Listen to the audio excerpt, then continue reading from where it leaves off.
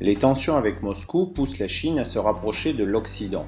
Les États-Unis, désireux d'affaiblir l'URSS qui soutient le Vietnam dans la guerre du Vietnam, dans laquelle les États-Unis sont engagés depuis 1964, acceptent le dialogue.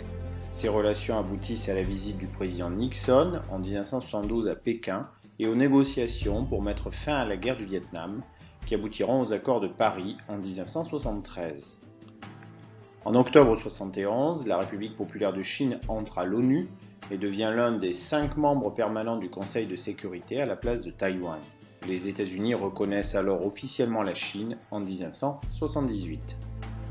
Cependant, malgré les succès diplomatiques, l'influence de la Chine reste modeste. Le bilan économique et humain de la révolution culturelle lancée en 1966, qui a fait entre 10 et 60 millions de morts, a profondément affaibli la Chine.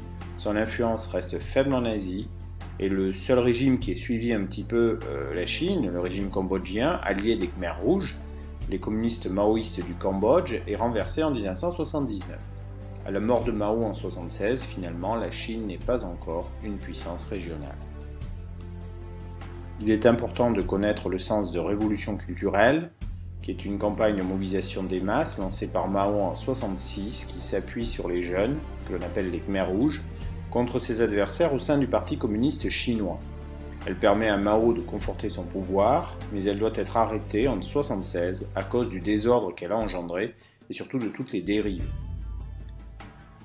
Quelques dates clés sont à retenir et un personnage important, Mao Zedong.